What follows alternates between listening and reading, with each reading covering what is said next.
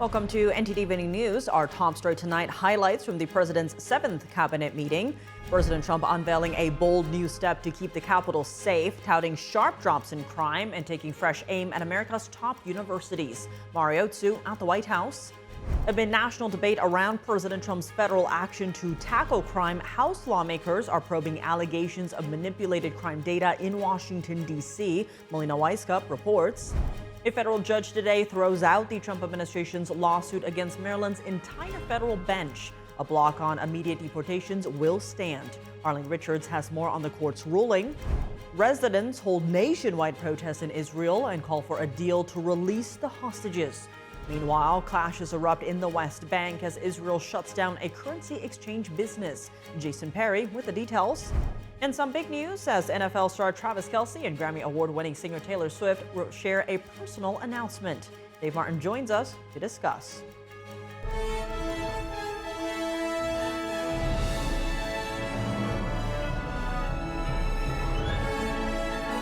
This is NTD Evening News, live from our global headquarters in New York City. Here's Tiffany Meyer.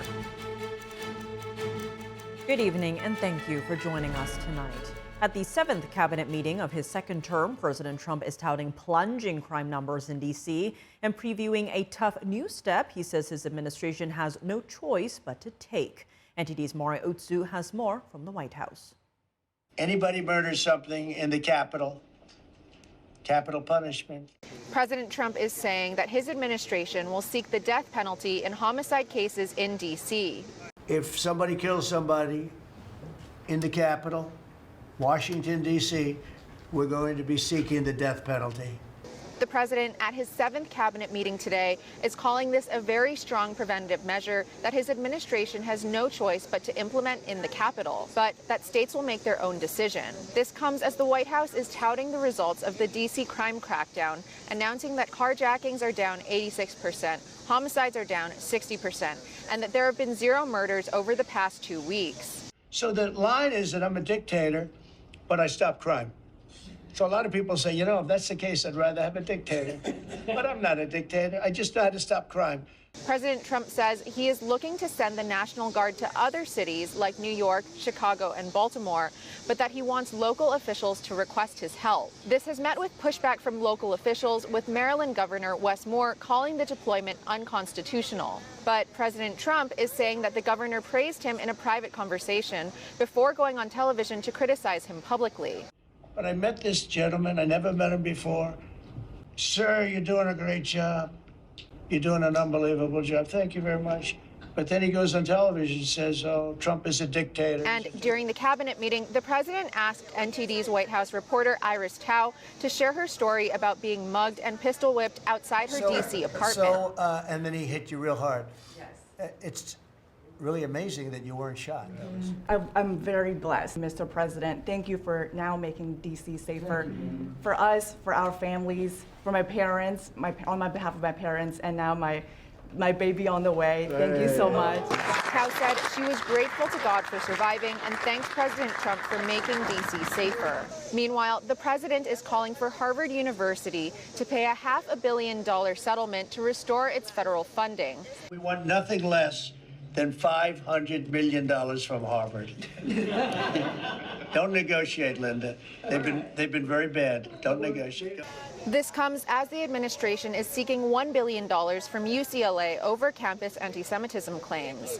Last month, the president secured multi-million-dollar settlements with Columbia and Brown universities. And earlier this month, President Trump signed a memo requiring universities to disclose admissions data on race. The Secretary of Education says that since negotiations with the Ivy Leagues began, I have presidents of universities calling every single week. They want to sit down and talk to us about all of the steps that they are taking because they would like to not come under the same investigative, program. President Trump's Harvard comments come as the Ivy League has asked for a final decision before September 3. Reporting from the White House, Mario Tsu, NTD News. As national debate continues around the Trump administration's effort to take on city crime, House lawmakers have launched an investigation. They're probing Washington, D.C.'s crime data. NTD's Melina Weiskup has the details. The Republican House Oversight Committee is launching an investigation into D.C.'s police department. They're probing crime statistics. This is after allegations and whistleblower disclosures suggesting that leaders of the police department have manipulated crime numbers. The DOJ launched an investigation into the same issue just last week. Now House Republicans aim to support that investigation. The chairman of the committee, James Comer, in a letter directed to the police chief, said the city's police department recently entered into a settlement agreement related to allegations that senior MPD officials were engaged in falsifying crime statistics to artificially lower reported crime rates. The chairman is requesting interviews with commanders of all 7 patrol districts. The 3rd district commander was placed on administrative leave back in May following allegations that he altered crime reports. One Democrat on the Oversight Committee supports the idea of looking into these allegations, though he doesn't trust the manner in which the chairman will handle it. If there was manipulation of data, it should be looked into to serious allegation. But if Comer's touching it, forget it. I mean, I put no faith in what James Comer is doing as he tries to become the next governor of Kentucky, just to try to please the White House. D.C.'s mayor recently supported the crime statistics from the district's police department, saying that crime has indeed gone down over the past 2 years. President Trump, though, says that the mayor needs to get on board with his plan, saying that the crime statistics are phony. She's a nice woman, but I'll tell you what, she's got to get on the ball. I don't want to see phony numbers. D.C. hit an all-time high last year of absolute total crime. This comes amid heated pushback from Democrats who say that Trump's deployment of National Guard troops here in D.C. is not needed. They say crime has hit a 30-year low. Now Republicans are trying to prove that statement is untrue, which is why they're looking at the numbers to find out if the statistics were indeed altered. Reporting from Washington, D.C., Melina Weisskopf, NTD News. President Trump ordering the establishment of a special National Guard unit aimed at tackling crimes across the country. Do everyday Americans support the move? NTD's Sam Wong was out on the National Mall in D.C. to hear from the people.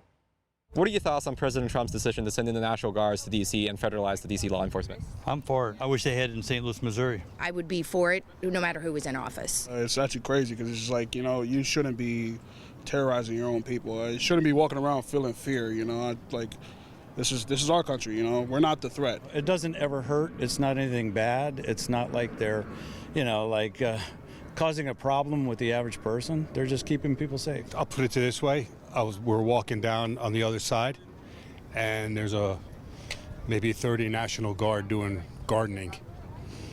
And go from there. You make your own decision. And do you think this is necessary for perhaps some of the less safe areas in D.C.? Possibly. They're here to protect the monuments and also getting these criminals off the street. They seem very peaceful and quiet, and they're in groups. They're not hassling anyone or anything like that. So I believe it's a good thing. President Trump called for the creation of a special unit that is basically designed to tackle crimes across American cities. What are your thoughts on that? That I support. That I definitely support, because in a lot of these areas, crime's getting a little out of hand, and people are kindness isn't there as well, and there has to be some sort of structure. It feels like we're targeting cities on purpose instead of just trying to solve everywhere, Because Chicago and Baltimore and places like that aren't the only places with crime. There's a lot of red states that have a lot of high crime rates. Like you think about Little Rock, Arkansas, and all these places. So why are we not mobilizing to these places as well? We need it in St. Louis. Agree. Definitely need it. Agree. It's crime-ridden. And we hear gunshots all the time. Yeah. And there was a guy carjacked alongside of a building. He was shot. He wouldn't give him his car. And there was a guy laying dead in the street, about a year and a half ago. I think our National Guard is capable of doing what they do. I don't think you need a special unit. I mean, if it's a certain area, like if you want to do right here in D.C., I could understand it. I guess we should clean up what we have to clean up. If this catch and release with no bail and all of that is happening, who's paying for this but the American citizens, right? Can President Trump enforce the death penalty for murders in D.C., and what are his options to legally send the National Guard to other cities? Hear from former Trump attorney James Trusty tonight on Capitol Report with Steve Lance at 7 p.m. Eastern. A federal judge today has thrown out the Trump administration's lawsuit against Maryland's entire federal bench. The lawsuit challenged a standing order that stopped the immediate deportation of illegal immigrants, challenging their removals. NTD's Arlene Richards has more. Virginia federal judge Thomas Cullen signed an order on Tuesday that dismisses a Trump administration lawsuit against the entire Maryland federal bench. The lawsuit had challenged the Chief Justice's order that imposed temporary stays on deportations. Cullen said the judge's decision was correct. The Trump administration had argued that the standing order interfered with its authority to police immigration matters and enforce the nation's immigration laws.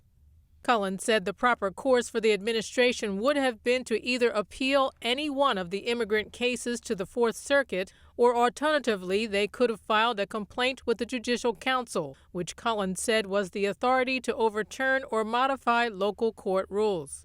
The Maryland judge's order automatically blocked removing or changing the legal status of aliens detained in Maryland who had filed a petition. The block would remain in effect until 4 p.m. on the second business day after their petition was filed. The court's justification for the order was to preserve the Maryland court's potential jurisdiction until the government's actions could be reviewed, and to address a substantial increase in petition filings by detained immigrants. The Justice Department had argued the order violated congressional limits on the court's powers over immigration matters, and that local rules didn't allow federal judges to predetermine a case before it was filed. Cullen said the administration could use other legal avenues to attempt to achieve their goals, but suing the entire judiciary was not the way, adding that judges have absolute protection from being held liable in any case.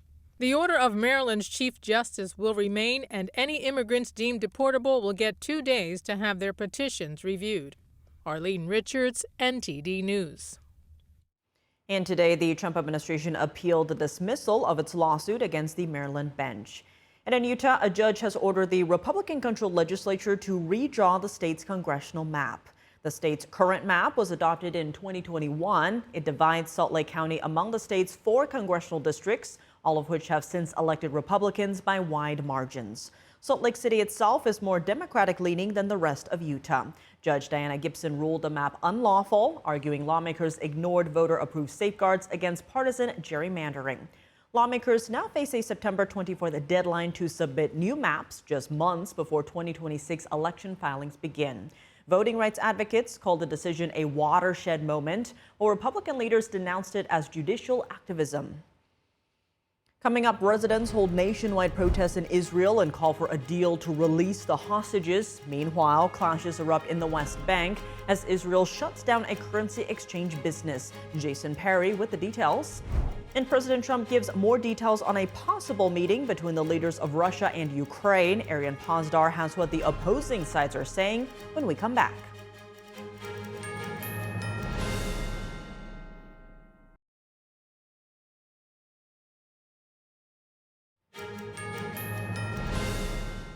Welcome back. I'm Tiffany Meyer. Thousands of people protest in the streets of Israel, continuing to call for a deal to release the hostages. Meanwhile, clashes erupt in the West Bank as Israeli forces shut down a currency exchange business in the territory. NTD's Jason Perry has the Middle East update. Israeli protesters blocked traffic on Tuesday during nationwide protest called the Day of Disruption. Thousands of people demonstrated across Israel and called for an end to the war in the Gaza Strip and the return of the remaining hostages. Meanwhile, Israeli forces released the initial findings of an investigation into their recent strikes on a hospital in the Gaza Strip. The incident killed multiple civilians, including 5 journalists. The initial report says that Israeli troops spotted a camera they said Hamas had placed in the area of the hospital for the purpose of observing Israeli troops. Reuters reported they were using a camera in the same area to show live footage of the Gaza Strip, and said the Reuters live feed suddenly shut down and their cameraman was killed at the moment of Israel's first strike on the hospital. And after that, rescue workers responded to the aftermath, at which point Israeli forces launched another strike in the same area, killing more people. Israel's report said that 6 of the people who were killed during the strikes were terrorists. The report did not say whether those terrorists were also journalists, and the report did not explain why there were 2 strikes on the same location. Israel's chief of the general staff ordered further investigation into the authorization process prior to the strike. Meanwhile, in the West Bank, at least one person was injured while residents clashed with Israeli forces. Israel raided a currency exchange business in the area, accusing it of funneling money to Hamas terrorists. The Israeli police say they arrested 5 suspects and confiscated the money to, quote, disrupt Hamas's financial networks in Judea and Samaria, also known as the West Bank. And across Israel's northern border, the Lebanese government is planning to announce on Sunday how they plan to convince the Hezbollah terrorist group to give up their weapons. U.S. envoy Thomas Barrack explained that Israel is ready to cooperate after seeing Lebanon's plan. When they see that, they will give their counterproposal of what they will do in withdrawals and security guarantees on their border, their boundaries, those 5 points, in cadence with what we're giving them.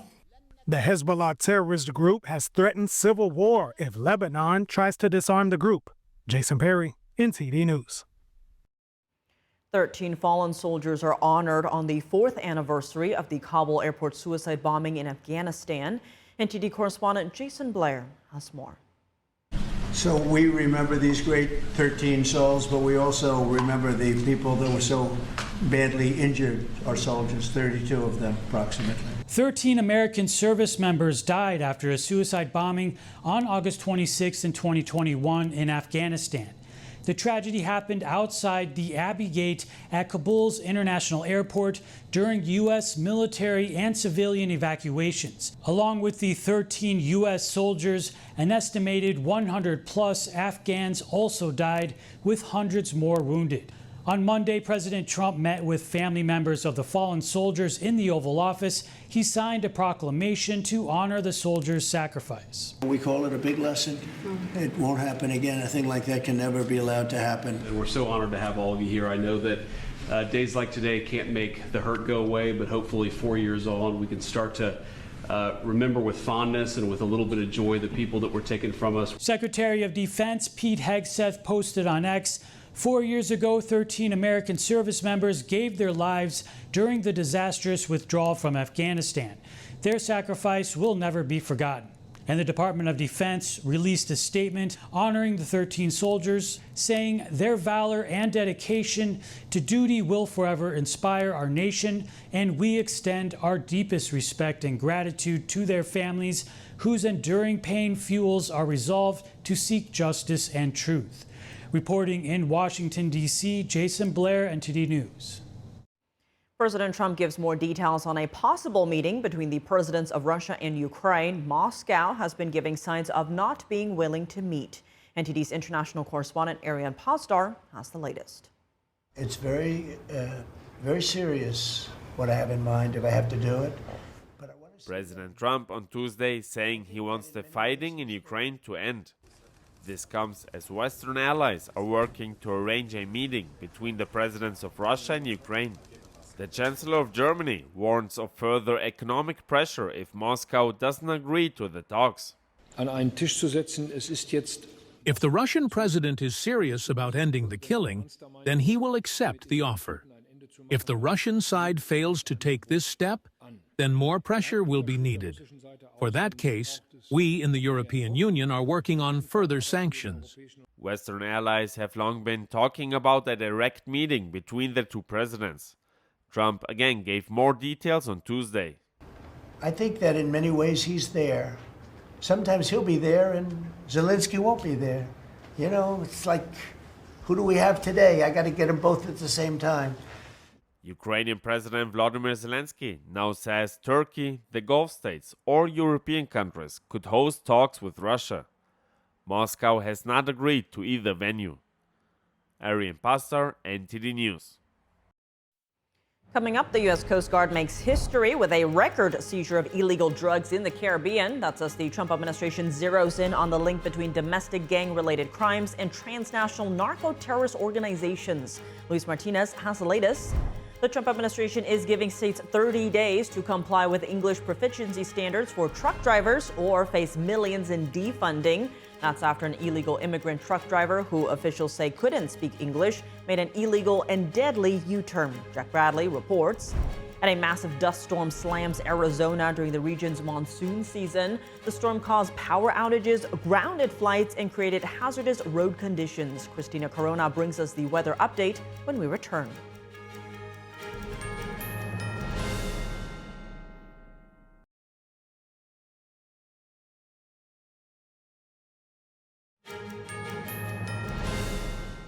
Welcome back. I'm Tiffany Meyer. A British parliamentarian warns a major Hong Kong investment firm with ties to the Chinese Communist Party is buying up Britain's critical infrastructure, with the latest potential acquisition being the UK's biggest water provider. NTD's international correspondent Malcolm Hudson has more for us on this. Former British Conservative Party leader Ian Duncan Smith wrote in the Telegraph newspaper that the CCP is mounting a silent, hostile takeover of the UK and targeting critical national infrastructure, with the next potential acquisition being the UK's biggest water provider, Thames Water. It supplies water and waste management to some 16 million customers across London, Oxford, and other nearby towns and cities. The problem is that Thames Water is saddled with some $22 billion of debt and struggling to restructure and refinance to fend off insolvency.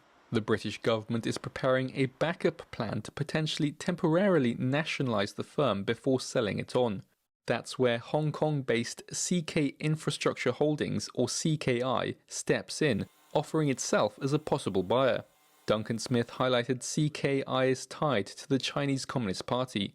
CKI's chairman and executive director, Victor Lee Sa-kwoi, also serves as a member of the National Committee of the Chinese People's Political Consultative Conference, that is China's top political advisory body, and is part of the United Front system, which works to aid Chinese regime influence domestically and abroad. CKI already owns or part-owns various British utility firms, from electricity supplier UK Power Networks to Northumbrian Water and Northern Gas Networks, as well as a range of renewable energy projects. Speaking to the Times of London newspaper, former senior intelligence officer Simon Gass warned selling Thames Water to a Chinese-controlled company could give Beijing access to sensitive customer data, including customers in London who work in key and sensitive roles in government. Duncan Smith said there is no such thing as a truly private company in China, as the Chinese regime has ultimate control. Under China's national intelligence law, all organizations and companies in China are required to back national intelligence efforts, including through data sharing. CKI's acquisition of Thames Water, Duncan Smith said, should therefore be avoided at all costs. Malcolm Hudson, NTD News. The Coast Guard makes history with a record seizure of drugs during operations in the Caribbean alongside U.S. Navy ships. Our Washington correspondent, Luis Adoro Martinez, has more on the story.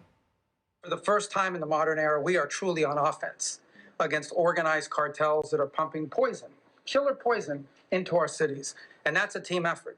It's Christie's team, it's Pete's team, it's Pam's team, and obviously it's under your leadership. The United States Coast Guard was responsible for the interdiction of 11 vessels in the Caribbean Sea and the seizure of more than 47,000 pounds of cocaine, the most cocaine seized by any ship during a single deployment in the U.S. Coast Guard's history. Well, many of these vessels were emanated from Venezuela. As you know, that is now a hub for the Trinidad de Agua for their narcotics trafficking.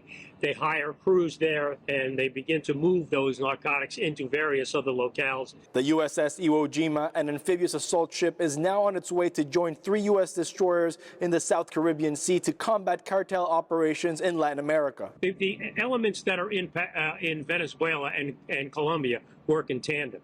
The cartels that are in Colombia work closely with TDA and other elements in Venezuela. The White House has stressed the link in between drug cartels and crimes in U.S. cities. Narco-terrorist organizations like Tren de Aragua, or TDA, are present in at least 22 U.S. states, and MS-13 in 42 states and Washington, D.C. And all of these organized street gangs that are terrorizing these cities, that are dealing these drugs, that are trafficking weapons, that are engaging in organized theft, armed robbery, carjacking, all of them are doing business with, at some level or another, the transnational narco-trafficking organizations. So these street crews are engaged in material support for terrorism. Earlier this week, the co-founder of the Sinaloa cartel, Ismael El Mayo Zambada, pleaded guilty in a U.S. court after being extradited from Mexico. El Mayo's crimes have been so prolific that in the past 2 decades, he's been indicted in no fewer than 16 federal courts across our country. 16. In 2024 alone, some 3,000 murders were linked to drug trafficking here in the United States, and some 80,000 Americans died from overdose from illegal drugs. Illegal drugs are the #1 cause of death for Americans ages 15 to 45. Reporting from Washington, D.C., Luis Eduardo Martinez, NTD News.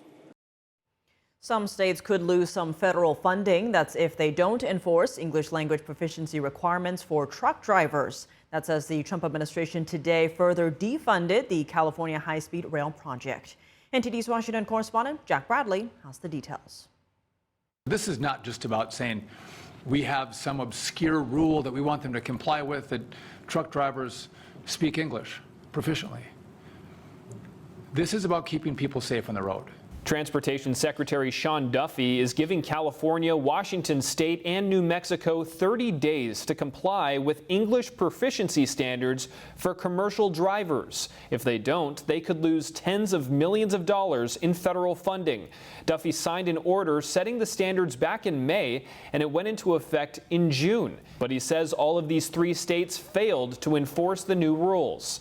Then earlier this month, an illegal immigrant truck driver licensed in California allegedly made an illegal U-turn that killed 3 people in Florida. Officials later found the driver couldn't pass the English proficiency test to read the sign that says that the U-turn was for official use only. We tested this individual after the crash, but no doubt could not speak the English language and could not understand road signs. Federal law prohibits illegal immigrants from getting commercial driver's licenses, but several states, like California, issue licenses regardless of immigration status. In another development, Secretary Duffy says he's canceling $175 million in federal funding for the California high-speed rail project. That money is mostly for design work, but that's not a lot compared to what the Trump administration canceled just back in July, about $4 billion in federal grants for this project. But California is suing to challenge this withdrawal. The high-speed rail was approved by voters back in 2008. They were promised a train that went from Los Angeles to San Francisco in under 3 hours for $33 billion and to be completed by 2020. But after being nowhere near completion, the goal has been set to make the train travel from Bakersfield to Merced, which many say is in the middle of nowhere. It's set to cost nearly $130 billion now, and to finish that project by 2038. This comes a day after California state lawmakers say that they would pass an added $1 billion per year investment into the project to keep it running. Reporting by Jack Bradley, NTD News. A massive dust storm slammed through parts of Arizona Monday, leaving neighborhoods in darkness and causing widespread power outages. Strong winds tore through the area, grounding flights and making travel extremely difficult. NTD's Christina Corona has more on the story. All right, here it is. The big dust storm here in Coolidge. Look at this thing. A massive dust storm known as a haboob swept through Arizona Monday, creating dangerous conditions across Phoenix and surrounding cities. Videos posted online showed neighborhoods swallowed in darkness as the storm rolled through. Okay, so we are in the middle of a haboob. I can see Idaho headlights and like ground like the dust. And Wow, can't it's going up? No. see anything. The wall of dust brought near-zero visibility, forcing drivers off the roads. Heavy rain, lightning, and thunderstorms followed soon after, grounding flights at Phoenix Sky Harbor International Airport. For nearly an hour, planes were halted while crews worked to inspect roof leaks and damage caused by the storm. Winds around 70 miles per hour downed trees, damaged buildings, and knocked out power to more than 60,000 customers, mostly in Maricopa County. By Tuesday morning, morning, thousands were still without electricity, according to poweroutage.us. Police in Gilbert, Arizona, reported widespread traffic light outages and warned residents to stay off the roads. No serious injuries or fatalities have been reported. Experts say haboobs are common during Arizona's monsoon season, formed when collapsing thunderstorms push walls of dust for miles. Forecasters warn that the Southwest isn't done yet, with more storms and triple-digit heat expected this week. Christina Corona, NTD News. Coming up, a big announcement as NFL star Travis Kelce and Grammy Award-winning singer Taylor Swift share some personal news. Dave Martin joins us to discuss when we come back.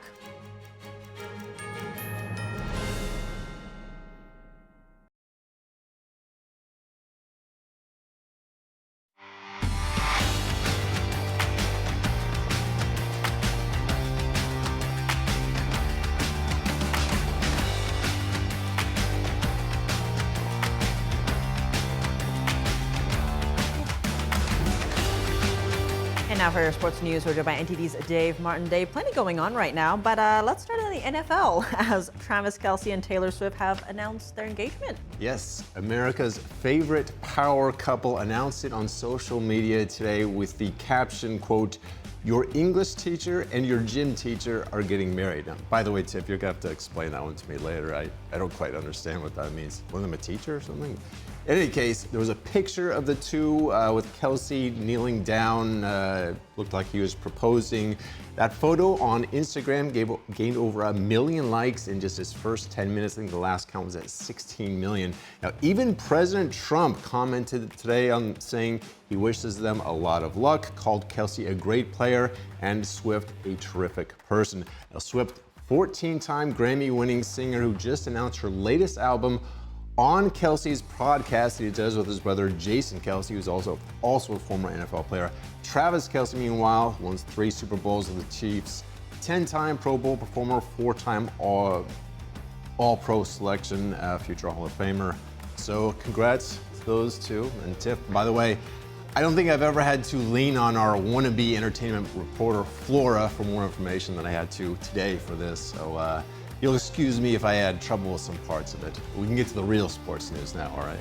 I was about to say, are you now, the sports entertainment guy over sports? sports? I'd like to keep away from that label because I really don't know much about anything other than sports, as people will soon find out. If I have to talk about Taylor Swift anymore, you'll just be like, who is this guy, Well, let's end your misery. Shifting gears to tennis. Thank you. The first round of the U.S. Open is still going on today. Where do things stand on the women's side of the draw?